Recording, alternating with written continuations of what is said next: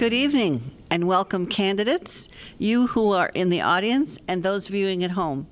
As a courtesy to all present, please cancel, don't we wish. Silence your cell phones.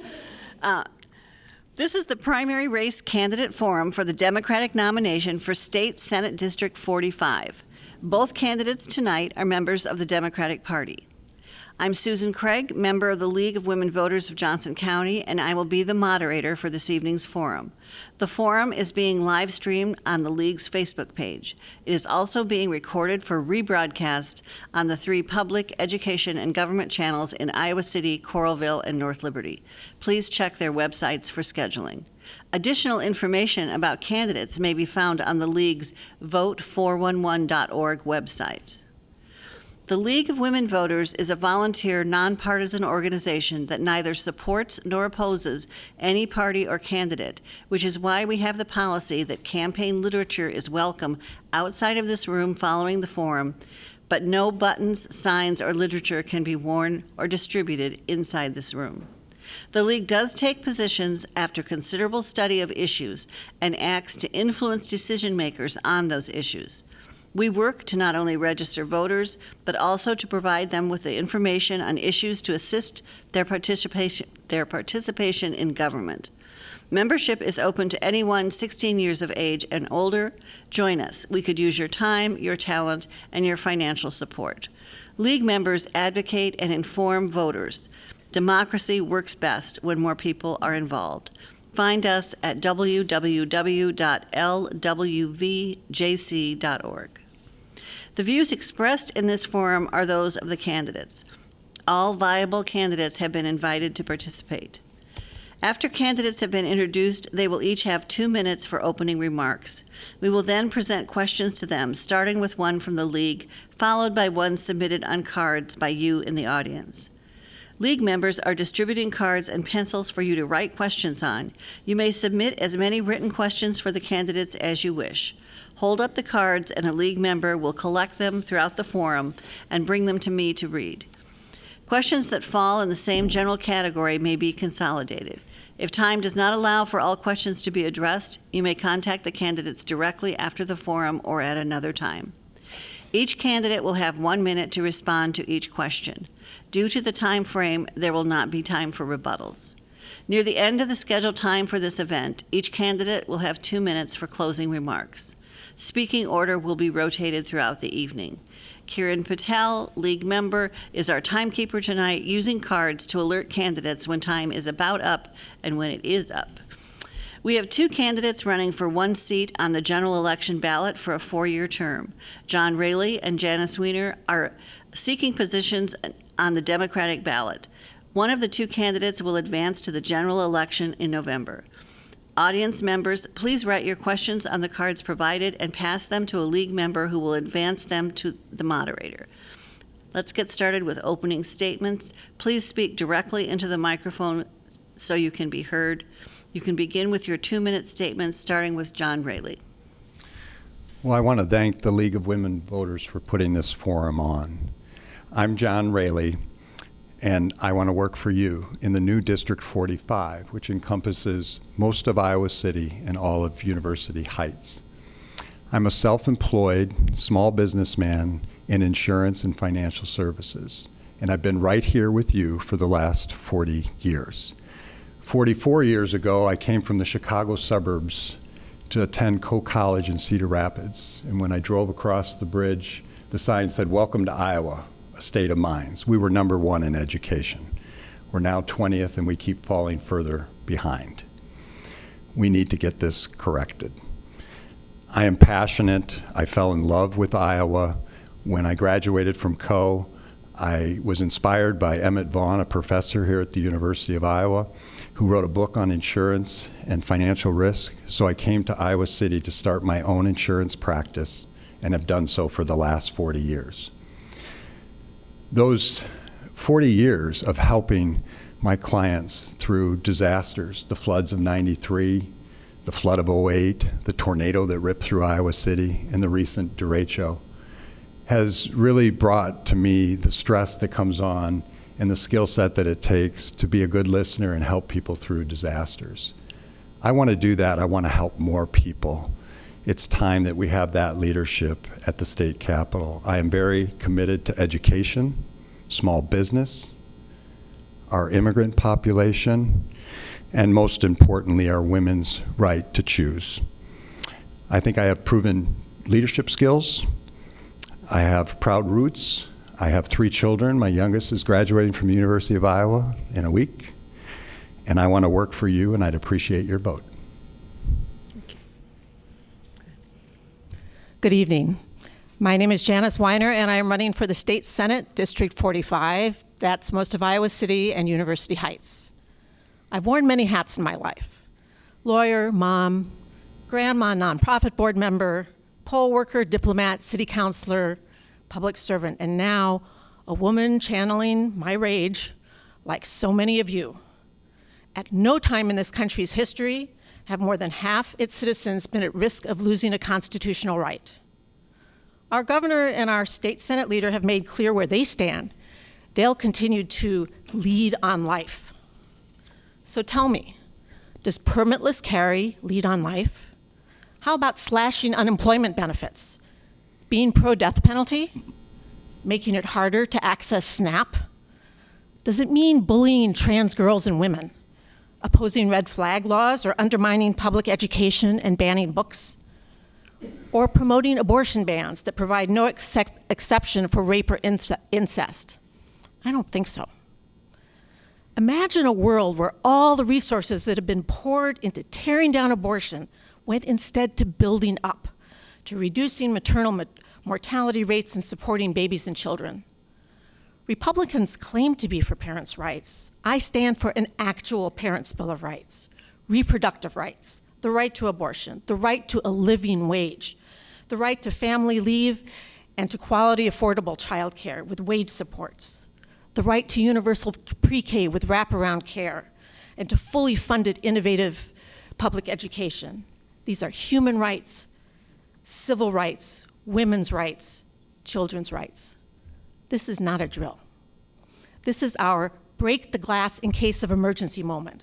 So please join me in voting, registering, calling, educating, marching, getting out the vote, and taking back our country and our state from those who fear anyone who does not look or think like them. Thank you. Thank you. Our first question tonight, and we'll start with Janice Weiner for her first answer, is from the League of Women Voters. In recent years, we have seen the Iowa legislature challenge the principle of local control by limiting local ordinances and bringing forward legislation that impinges on local control. Speak to your views on the legislature and local control. As a sitting city councilor, I have very strong views on local control. There was a constitutional amendment in 1968 to create home rule as part of the Iowa Constitution. The idea is that people should be able to elect their officials and have policies made close to home. When you're elected to city council or school board, which are both nonpartisan for a good reason, everybody's your neighbor, and they're talking to you about the issues they care about. In the European Union, they have a concept called subsidiarity, and it means that the decisions should be made at the level closest to home. So we can experiment and pilot ideas at the local level, and if people don't like it, they'll vote us out. If the legislature were doing its job, it would recognize and respect the boundaries and work on issues that affect the entire state and allow cities and local governments to do their jobs. Yeah, I think that this is an example of government overreach, and I agree with Janice on many of her points. We have done so many proactive things right here in District 45 that are forward-leaning that we could bring to the state to say, look what we're doing. We're doing recycling, we're doing energy-efficient things. And to have somebody else tell us that we shouldn't be doing these grassroots things is wrong. I think that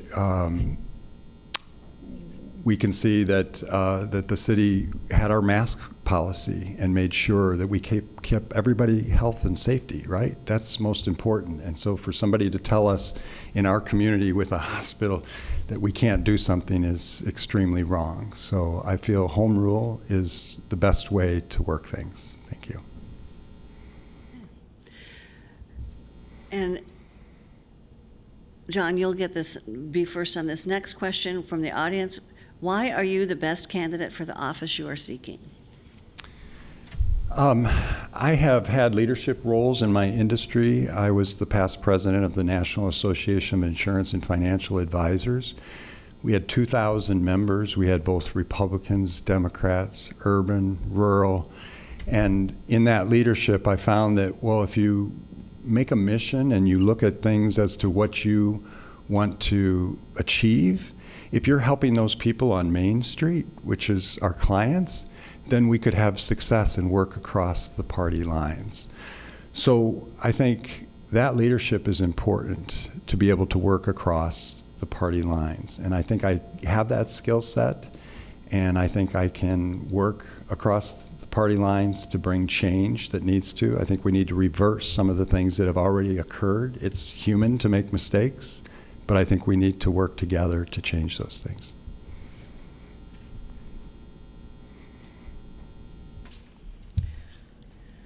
I spent 26 years in the U.S. Diplomatic Corps, and everywhere I went, I had to get to know people from across the political spectrum and be able to speak to them, understand them. It didn't mean I liked their views or agreed with them, but I needed to understand what went into that and be able to explain it to Washington. At the same time, even though I can speak to everyone, it doesn't mean I'm going to agree with them, and there are red lines, such as women's reproductive rights. I also understand that you can't have a lot of ego in it. Work has to be done behind the scenes, especially when you don't have your party's not in the majority. Even on city council, John mentioned the mask mandate. The mayor issued the mask mandate. I personally did all the behind the scenes work with different county governments and within city government and with the Gazette to make that a reality so that everybody was ready to go for it. And I also am looking toward the future. I've raised 2 girls. I'm looking at the world through my granddaughter's eyes, and that's why I think I'm the best person for the job. Okay, and Janice, you'll be first on this question. I'm very worried that by representing Iowa City, other members of the opposing party won't take you seriously. Do you have a plan to assure they will listen to you? Yes, I absolutely have a plan. Part of being a public servant and being in public service is really getting to know people and building relationships. That's been what I've done for my entire career, no matter what my job has been. So I will build relationships with people from the opposing parties, as others have done. I know Christina Bohannon has been very successful at it, as Mary Masher. And when you do that, then you find out the small things that you can agree on. You find out the things where you can make a difference at the edges. And you also find out how to work the system early on. So you have to get your points in early in a bill's life, particularly at the point where it's in subcommittee or by the point it's in subcommittee, because the Republicans won't entertain any Democratic amendments when it's up for debate on the floor. So it really needs to be early on in the process.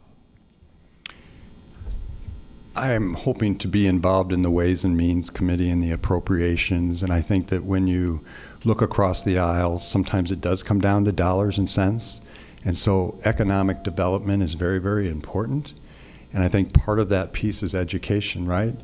We are down almost 20% counting for inflation in the last 10 years in investing in our education. And yet we had proof that when you investigate in our university, every dollar that the state would give, there'd be a $15 return. It brought people to our city. It created jobs. They bought houses. They got married. We need to look at things from an economic value and work across the aisle and things that make sense and stop the overreach that's happening in education at the K-12 and in our upper education that's happening now. Thank Thank you. And John, you'll start with this question, which I could have combined it with the one before. It's similar, but we'll deal with it this way. What can we do about the increasingly extreme legislation by the Republicans if Democrats are in the minority? We can't wait for the tables to change, okay? Because we have to have a plan to say, are we representing all Iowans? Because we're not. We know that a lot of Iowans feel differently about the legislation that's just passed and the overreach that's happening. And so we need to unwind some of those so that they understand, meaning the Republicans, that they need to stop meddling in things that we already had oversight on for our education process and all the other issues that affect some of the smallest people in numbers, but they affect everybody in Iowa because we all want to be a family. We need to work together to bring all Iowans up. At base, my answer is we need to elect more Democrats. And we do that by, as soon as this primary is over, the people who win these primaries in these heavily Democratic districts work to elect other Democrats in Iowa, raise money, do our best to at least take one of the three levers of power in Des Moines. Absent that, we need to have a concerted messaging plan to call them out, to call out especially when there are lies and not to be shy about that. We need to register people, we need to call, we need to organize, we need to find other allies and talk to literally everyone we can talk to. As we've seen on the voucher issue, we have allies. The voucher bill has not passed because there are enough Republicans on the House side who know it would be detrimental to their rural schools, to their hometown schools, which are the hearts of their communities.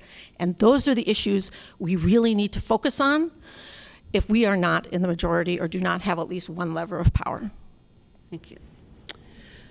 And Janice, you'll be first on this question. Do you believe in the law as laid out in Roe v. Wade, not as modified as decided in Roe? I'm not sure what that second part means, but. So I'm not sure what that. I'm not sure what it really wasn't a law, it was a court decision, but.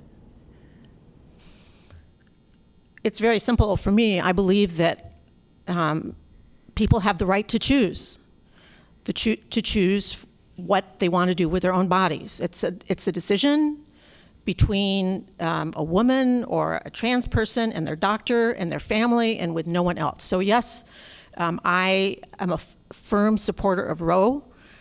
It's been whittled away over the years so that we don't have anywhere near the rights that we had before. It's also an equity issue. There are going to be abortions whether or not they're legal. The question is, will there be safe abortions and who will have access to them? At this point, when you look at the states that have limited it the most, it's BIPOC women and persons and people who already have a kid. 60% of women who have an abortion already have a child, but they don't earn a living wage, they can't see their way forward, and that's why they end up aborting. I had Mother's Day with my 91-year-old mother yesterday, and she was in tears while we were eating because she fought so hard 50 years ago. And she looked at me and said, we can't go backwards. She said, this is wrong. What are you going to do? And so we have a lot of passionate people. I was so proud of the community when they went and marched, and we did that 2 days in a row.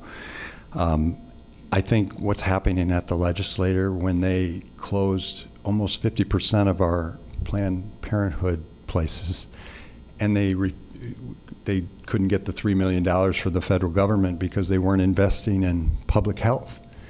And yet we see the evidence of what that's occurred. We need access. We need to ensure people's safeties, protect women's rights, their body autonomy, and not let courts make these kinds of decisions. This is private. We need to continue to protest.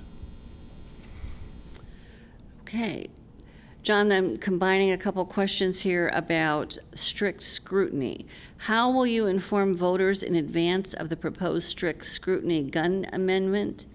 And given the efforts at a constitutional amendment that features the concept of strict scrutiny, what would you want to see in the future for Iowa related to gun safety? Well, first, we know there's a lot of money that backs legislation to have gun rights. And I think the first step that we need to realize that some of these things that are going on, like you can be 21 and you don't have to register and you can purchase, is wrong. We go get a driver's license, right? And we have to pass a test and we have to know the rules. We need to do that as well when it comes to gun safety. And I know that Mothers Demand Action is trying to get rid of gun violence. When we look at all the deaths that occurred from suicide and accidental gun deaths, it's more than our car crashes across the United States. This is a severe problem. We need to be leaders in Iowa to say, we want great gun safety, and I will be a big proponent of that. So strict scrutiny is, in my view, very dangerous because it means if it ends up in the Constitution, it means that it will be incredibly difficult to pass any form of law that deals with gun safety. We need to make that clear across the state through every means we possibly can, by social media, in the newspapers, by radio, on television. We need a really good slogan, and it needs to be a part of everybody's campaign. What needs to happen, in my view, is we need to have safety first. Guns need to be locked. Ammunition needs to be separate. There should be universal background checks. We need to have red flag laws so that perpetrators of domestic violence can't own guns. We need to do that in part to prevent suicides, because if people get a gun in their hands, 90% of the time it will be fatal. They don't have another chance. This is a huge issue. I don't want my granddaughter having to do active shooter drills. This question's for you. First, it's been stated by a veteran reporter that Governor Kim Reynolds' administration is the least transparent in 30 years. What should lawmakers do with Iowa's open records laws to make any elected official comply with the law? I believe she is the least transparent governor, at least since I've been alive. Even Branstad had regular press conferences. There need to be penalties, and there need to be penalties enforced. The lawsuit that was brought against her for failing to answer to open records requests, the judge sustained it today. Today, in the last day or two, he refused to dismiss it, and I'm really happy to see that. But there need to be specific time limits, and there need to be fines, and the fines need to accrue at a certain rate. The government needs to be transparent, and our elected officials are public servants who take an oath to the Constitution to serve our state.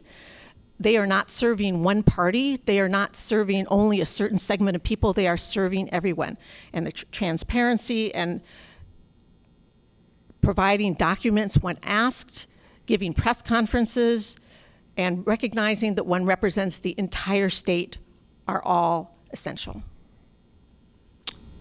We seem to be wrapped up in who's right and who's wrong. Our democracy is in peril. We just seem to be arguing. We need to come to the middle and think about, what is Iowa all about? And Iowa should be about transparency.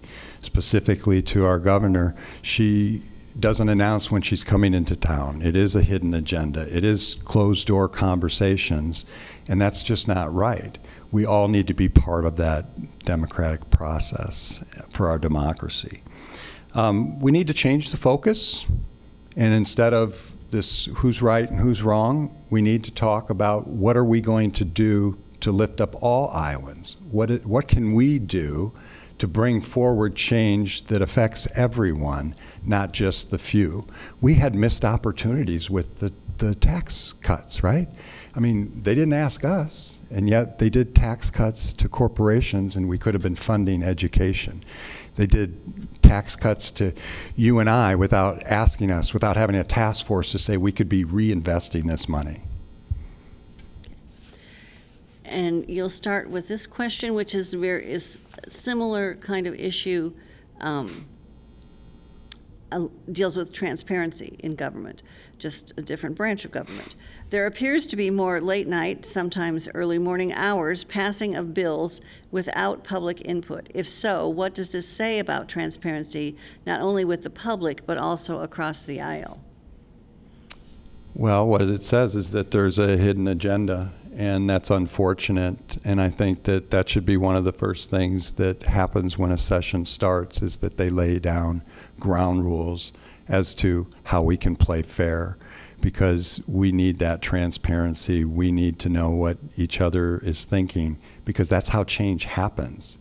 We don't know until we ask. We have to seek to understand the other person. So I think that would be the first step, is that if we're going to be for all Iowa, we need to do that one thing, is set the ground rules to say, no hidden agendas, just tell me what you're feeling. We're all human here, but let's work together so we can help all Iowans. So the current session is still going because they haven't passed the budget yet, and they haven't passed the budget because the governor's holding them hostage to her school voucher program that the House of Representatives not passed. But what they're doing, everything they're doing is behind closed doors. They are not including the Democrats in anything, even though we probably have some good ideas about some things. This has been a pattern. And one of the ways to break through the pattern is to take one of the levers of government, because then people have to talk and people have to have a conversation.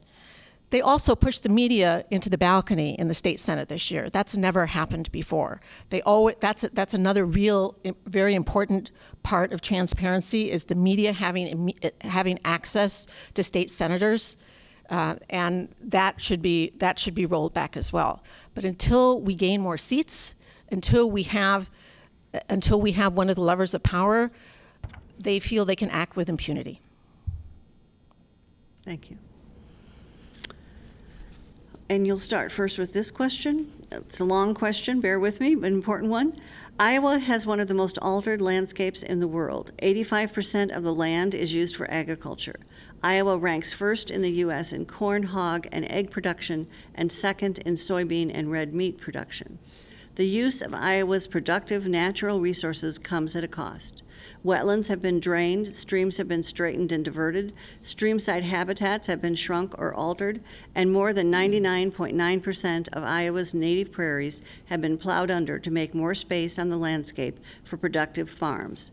Without these natural habitats to slow down and filter water and retain healthy topsoil, pollutants from the land can readily find their way into Iowa's lakes and rivers. The loss of habitat has created profound negative impacts on native wildlife populations, both on the land and in the water. What actions would you recommend to restore Iowa's water quality and soil health? I think we need to prioritize and incentivize the right things. If you have 14 minutes, watch Seth Watkins' TEDx talk about this. He is a farmer in Western Iowa. He used to farm the tech way so that he could maximize yields. But then he realized that soil erosion was 16 times what generation was. We used to have 157 different crops, and now we basically have 2. So he started to prioritize stewardship and social equity, and to stop working against Mother Nature. He decided to see if he could do it and make it profitable. He went no-till. He had diverse rotation that enriched the soil. He used cover crops. He farmed with nature. He put in prairie strips that created roots and really enriched the soil again. And he integrated livestock into it. It turned out to be profitable, ecologically sound, and socially responsible. So if you care for the land, it will care for us, and that's what we need to be prioritizing.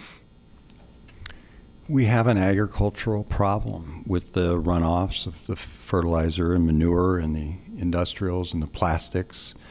And we need to find solutions, and we need to limit the size of the confinement operations, because sometimes they confine it to a building but not to a whole property, and so we get more than can be handled, and we get the runoff. So we need to have more oversight. We need to have stricter penalties, but we're not properly funding our DNR right now. And so how can we have oversight if we don't have the people, the boots on the ground, to go out and inspect what we expect? And we need to look for other solutions. I know we're proud of our biofuel and the ethanol, but we need to look at the next level and start looking 10 and 20 years down the road, because it takes 7,000 pounds to produce 328 gallons of ethanol. Well, I think a lot of these farmers would like to be feeding people food.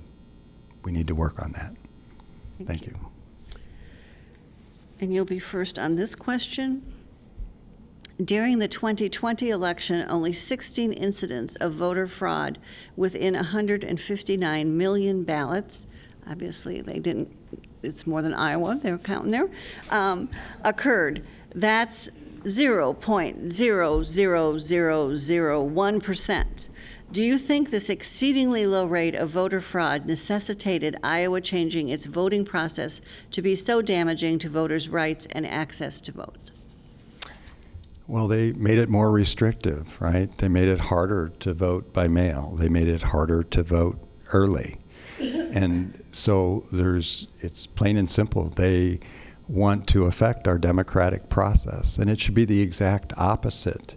We should be having extended periods to allow for people to vote later and change this. This is a wrong policy. It's not good for democracy. We need to have everybody participate. The short answer is no. I care so much about voting rights that when they introduced the first bill at the beginning of COVID, before there were vaccines, I drove to Des Moines to give 2 minutes of testimony and then turned around and directly came back. Voting is fundamental. It's the bedrock of our system. If we don't vote, we lose our democracy. We need to enable people to vote, not make it harder, not sort of create a second Jim Crow. We must roll back the changes, expand absentee and early voting, and we need to get rid of the penalties, because right now they're threatening auditors and other election officials with financial penalties for minor technical infractions. I guess I would sum it up by saying, if you're afraid of the voters, then maybe you should change your policy. Next question, to you first, Janice. 80% of people in the United States think that men and women are guaranteed equal rights in the Constitution. One sentence would ensure protections under the Constitution regardless of sex or gender. A 2016 survey indicates 94% of Americans support an amendment enshrining gender equality in the Constitution. Title IX and the Equal Pay Act are not permanent protections for women and can be rescinded or replaced at any time. Do you support an equal rights amendment? And if so, what actions should lawmakers take to ensure protections are available to all? The first part is easy, yes. I supported ERA when it was first written. I still support it today. There are currently, I think Virginia was the last state to ratify. There are currently enough states to actually ratify it, but they said that the time had run out.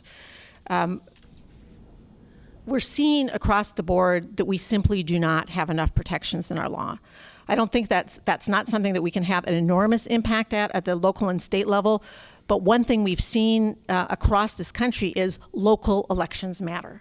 It matters who we elect at the council level. It matters who we elect at the state level, because those are the people, when you look at governors, when you look at state attorneys general, those are the people who end up making a lot of the decisions in this country. Secretaries of state. We need to be making sure that we have good candidates running at every level. We need to be working on making sure that we have more. Sorry.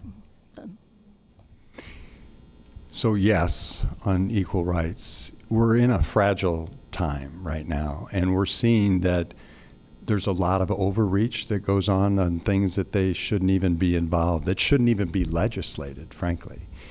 And so we're fragile in the sense that Governor Reynolds has 4 of the Supreme Court justices in Iowa, and 7 out of the 9 are from Republicans. And so you wonder what's behind the scenes and what they may have on their agenda. But I think that we start with the rights of people and yes to equal rights. Thank you. Okay, we are at the time in the evening ready for closing statements, and each candidate will have 2 minutes to make a closing statement. And John, you can start. Great. We've got a lot of work to do, and I would like to lead that charge. I'm very hopeful and optimistic because of you, the voter that wants to make a difference for all Iowans.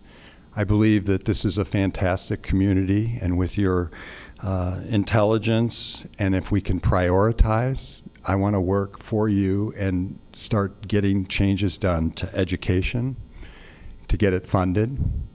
I want to make sure that small business isn't left behind. It's 92% of all the business in Iowa, and yet it's 80% of the revenue. Those are people that have under 100 employees. We need to support our small business. They only rely on federal government. We don't have any real state support for that. And we saw with the pandemic how we left people behind. Plus, we have people that want to start small business, so we need to have a playbook to know that we can support them. I want to help our immigrants. If you look at our last 10 years, we have 150,000 that we grew in Iowa. 44% was our immigrant and refugees. We need to start knowing that we are this diverse state. We know we're a diverse community here, and we're trying to do that hard work, but we need to work on making sure that we understand their culture, what they need for affordable housing, affordable childcare, so that we can make them successful, because they will invest in us. They've already invested us with their fantastic economic impact. We need to defend women's rights to choose, and we need to continue to protest. I have homework for you. It's Mental Health Month. If you know anybody that deals in the mental health profession, please reach out to them and tell them thank you for the hard work that they've been doing, because I know a lot of them are working way in the evening late and to meet schedules. I want to work hard for you, and I'd appreciate your vote. Janice. Thank you to the League. Thank you for your good questions. Yesterday was Mother's Day, a day actually originally conceived by Julia Ward Howe, who was appalled by the barbarism of the Civil War and the Franco-Prussian War, and separately by Anne Reeves Jarvis, who witnessed extremes of maternal and infant mortality. The focus was on women gaining power to change modern society. It wasn't about individual mothers. It was about the power of the collective. And I want you to consider that as we face a post-Roe world. As we look to the June 7th primary and the November general election, it's not hyperbole to say that our democracy is on the line. We see signs of it every single day, and it is much bigger than abortion. It will affect all aspects of our lives and freedoms. I served my country for 26 years as a U.S. diplomat, represented human rights and democracy abroad, and I am not about to stand by as those values are gutted here at home. It's not too early to look to November. Johnson County matters, and it's about more than electing people here. We need record registration and turnout this fall, voting blue all the way down the ballot so we can flip a U.S. representative seat, a U.S. Senate seat, and elect a new governor. Your vote is your voice, and every single vote counts. If you're not registered to vote, get registered now.